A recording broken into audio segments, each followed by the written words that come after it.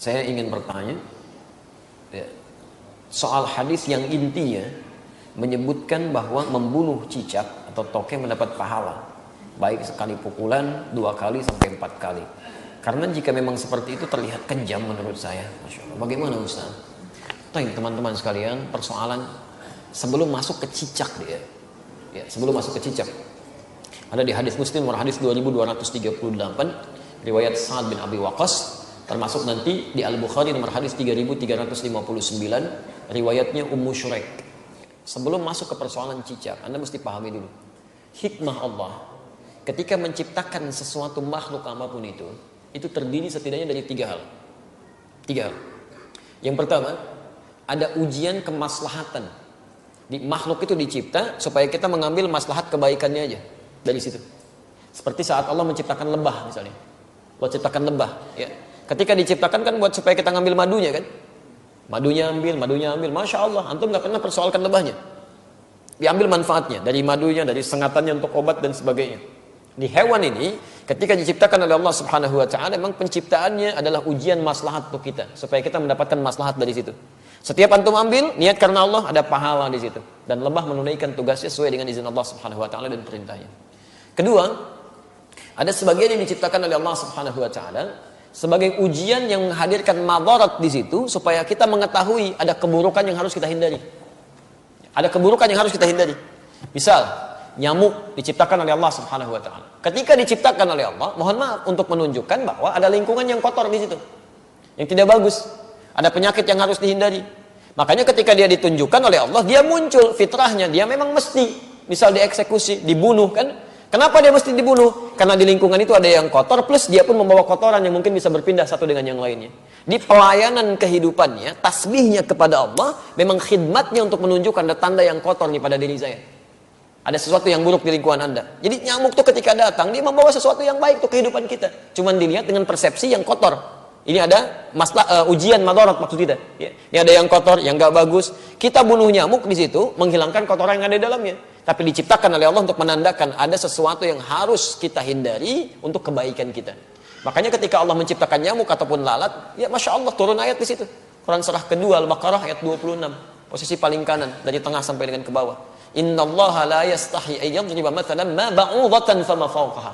Allah itu enggak pernah punya rasa malu kalaupun harus membuat perumpamaan dengan menciptakan nyamuk, karena di balik itu pasti ada kebaikan maslahat untuk kita. Jadi kenapa antum enggak pernah tanyakan? Kenapa enggak tega membunuh nyamuk? Kenapa enggak mengatakan kejam membunuh nyamuk? Jadi persoalannya bukan bunuh atau tidak bunuh, itu ada ujian bagi kita yang menampilkan madarat di situ yang harus kita kemudian hilangkan. Kalau Allah enggak tampakkan, maka bahaya untuk kehidupan kita. Termasuk cicak. Cicak masuk pada ujian madarat di samping ujian keimanan. Ya, ada madarat. Bukankah ketika cicak datang menandakan bahwa banyak kotoran yang ada di situ? Ada bakteri E. coli yang dia bawa, ada kotoran-kotoran yang ada di sekitarnya. Yang dimakannya pun yang kotor juga. Apa makanan cicak? Nyamuk. Jadi ini menandakan bahwa ketika cicak hadir itu dia diciptakan oleh Allah, bukan diciptakan untuk dibunuh, diciptakan untuk menandakan ada madarat di sekitaran itu dengan kotoran-kotoran. Makanya diciptakan oleh Allah untuk menunjukkan ini ada yang kotor, ada yang gak bagus, termasuk dirinya sendiri. Maka Nabi menyampaikan riwayat Sa'ad bin Abi Waqqas, ya, qala anna Nabiy sallallahu alaihi wasallam, bahwa Nabi sallallahu alaihi wasallam amara qatlal waza', memerintahkan untuk membunuh cicak dan ada pahala di situ. Bunuhnya cicak itu seperti kita membunuh nyamuk untuk menunjukkan ada kotoran-kotoran di situ yang hikmahnya harus kita jauhkan. Memang diciptakan dia untuk menunjukkan itu dan harus dibunuh dia. Harus dibunuh. Ketika Anda bunuh itu bukan cuma ada pahala di situ, tapi menghilangkan keburukan-keburukan yang mungkin muncul. Termasuk di situ mengusir keadaan-keadaan jin, karena jin senang di tempat yang kotor. Makanya saya bisa katakan kalau ada cicak tuh beberapa tempat, itu jin biasanya ada juga di situ. Karena senang di tempat-tempat yang kotor.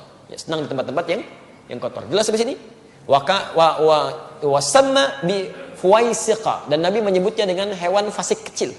Hewan fasik kecil. Selain membawa kotoran, dia pernah juga meniup-niup api yang sedang membakar Nabi Ibrahim supaya semakin menyala. Ya, diharapkan menjadi dingin dan teduh, ini malah ditiup-tiup oleh hewan ini. Makanya ketika Anda membunuhnya, bukan cuma menghilangkan kotoran, tapi plus ada pahala di situ. Pahalanya di situ dengan sekali pukul ada 100 kebaikan, kan? Berdasarkan hadis riwayat Al-Bukhari dari Ummu Syuraik nomor hadis 3359. Dan terbunuhnya cicak itu menghadirkan bagusnya kebaikan-kebaikan dengan menghilangkan kotoran yang ada di dalamnya. Jelas di sini? Di antum pahami dulu ini hikmahnya. Kalau nggak paham hikmahnya, Masya Allah nanti muncul macam-macam. Wah ini kan melanggar hak asasi kehewanan misalnya kan. Masya Allah. Ada macam-macam lah. Nyamuk kan tuh nggak bilang gitu. Nyamuk kan sama aja. Kenapa nggak bilang antum nyamuk kejam? Ya, membunuh nyamuk kejam, bunuh lalat kejam dan sebagainya. Kalau di nyamuk ada kotoran, cicak juga ada kotoran. Ya, jadi sama aja sebetulnya. Ini yang kedua gambaran keimanan kita untuk mengikuti petunjuk syariat. Ada yang ketiga, ujian yang sifatnya penunjukan karakter. Penunjukan karakter. Misal saat Allah menciptakan monyet, gitu kan? Nah, di Quran surah kedua ayat 65. Ya, lihat kalimatnya. Monyet diciptakan untuk menunjukkan karakter yang muncul pada masyarakat Yahudi. Ya, lihat. Wa qulna kunu qiradatan khasiin. Ya, kami katakan, jadilah kalian kera-kera yang dihinakan. Kera-kera yang dihinakan. Kenapa Yahudi dikutuk menjadi kera? Kami pernah punya kajian tafsir di Tripoli. Saya mintakan murid-murid kami pada saat itu untuk praktek langsung di kebun binatang. Dan kita pernah ujikan juga di sini dengan sebagian teman-teman di Kiai. Jadi kita praktek tafsir ke kebun binatang. Dibagi kelompok, keluarkan semua ayat-ayat di Quran yang terdapat kata binatang di situ. Ada monyet, ada misalnya unta, ada gajah, ada macam-macam. Terus kita bikin kelompok. Ini kelompok unta, kelompok gajah, kelompok monyet, macam-macam. Analisis. Apa keistimewaan dan keunikan hewan-hewan ini? Dan presentasikan. Saya langsung saja, begitu ada kelompok monyet presentasi, dia sampaikan, Ustaz, ketika kami lemparkan kera itu dengan satu makanan, dia tangkap dengan tangan kanannya begini. Kemudian kami lempar lagi, dia tangkap dengan kirinya begini. Lempar lagi, tangkap dengan kakinya dia begini. Lempar lagi kaki yang satunya lagi. Begitu ada kawanan lain masuk ke situ, dia akan usir, nggak boleh. Tapi kalau dia sudah nggak suka dengan makanan dia akan datang ke tempat yang lain, dia obrak-abrik tempat itu tuh. Mirip kejadian dengan yang sekarang itu. Ya, dia ambil ini, ambil itu, monopoli ini, monopoli itu, bikin orang lain bangkrut, macam-macam dan sebagainya. Begitu sudah nggak suka masuk ke satu tempat, yang di situ suruh keluar semua. Sama kan, menunjukkan karakter. Ya, menunjukkan satu karakter. Makanya ketika antum keluarkan di Quran tuh nggak mungkin, nggak ada yang kosong dari faidah. Pasti ada kebaikan-kebaikan yang mungkin bisa kita dapat.